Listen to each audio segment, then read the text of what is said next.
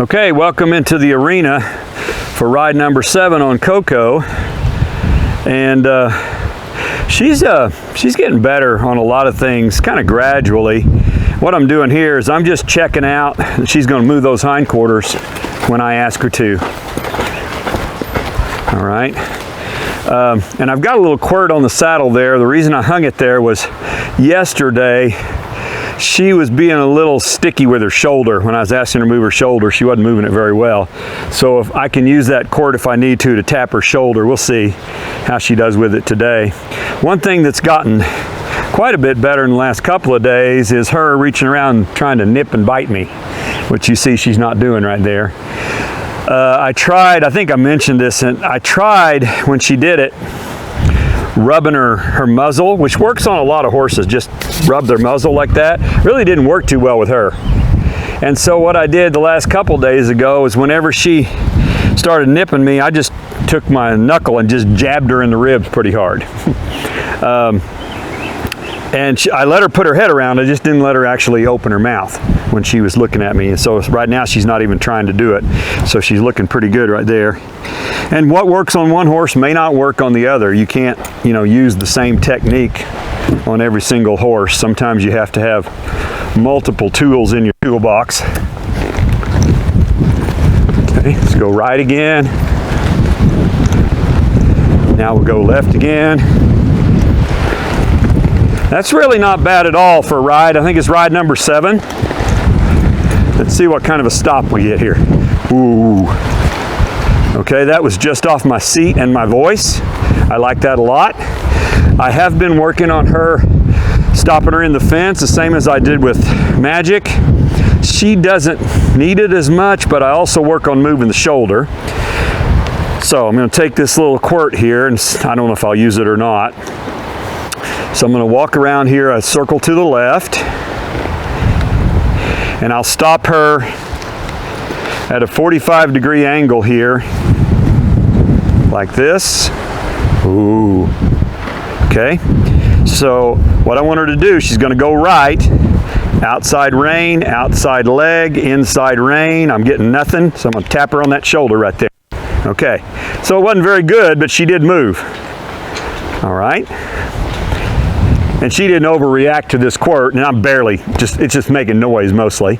I didn't think it would bother her. She's not the kind of horse that gets bothered by stuff like that. So let's try it the other direction. I'm going to come into the fence here. Ooh. Good, nice stop. Outside rein, outside leg, inside rein. She didn't move until I tapped her shoulder. So this is actually helping. Okay. Now let's see. The idea is I don't want to have to use this. I want her to understand, because I'm giving her 3 cues, and the quirt is cue number 4 to move her shoulder. Okay. So cue number 1 is the outside rein. Cue number 2 is my outside leg. Cue number 3 is the inside rein, and she moved. Wasn't very good. She ran me into the fence, but she did move. Okay. So at this stage, I just want them to understand, follow their nose. I'm going to have to get this shoulder a lot better, but I can refine it once she understands the basic concept. Stop. Okay. Outside rein, outside leg, inside rein. There. Okay. And it took 2 whacks to get her to move that shoulder. She's starting to get it. Okay. Let's do one more going the other way. Okay. Outside rein, outside leg. She thought about it. Okay, right there. Let's try to get a little better there. A little better. Okay. And she licked her lips a little bit because that was a little bit stressful. And all right, so this time I'm going to trot out of it. So I'm going to come into the fence here. Pretty nice stop. Outside rein, outside leg, inside rein, tap the shoulder, trot out of it. Good. Good.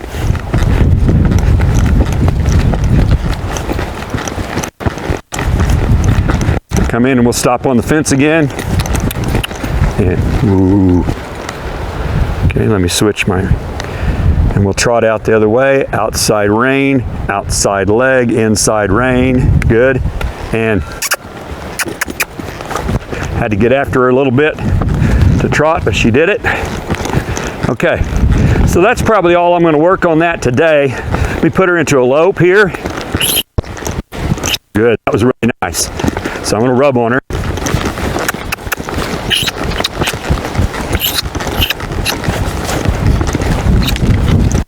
I had to whack her to get her lope that time.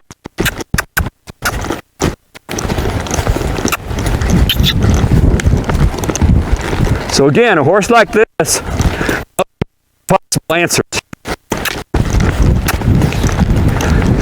Okay. Okay. I'm just at gate.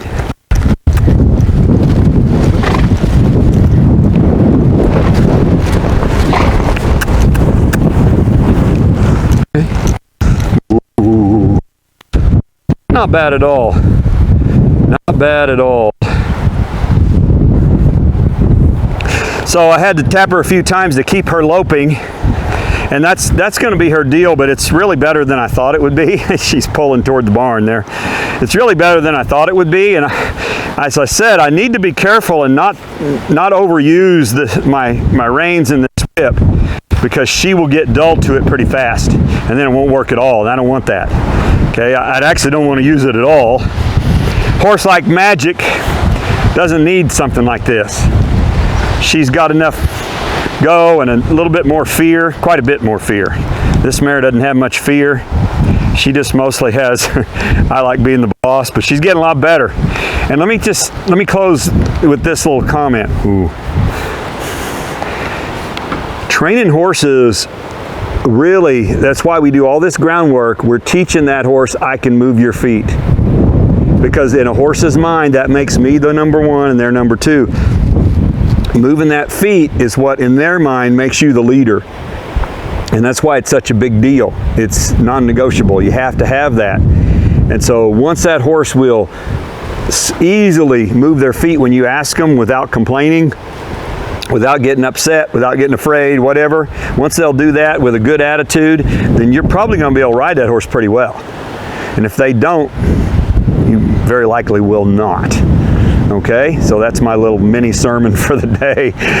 Stay tuned. We'll see you next time.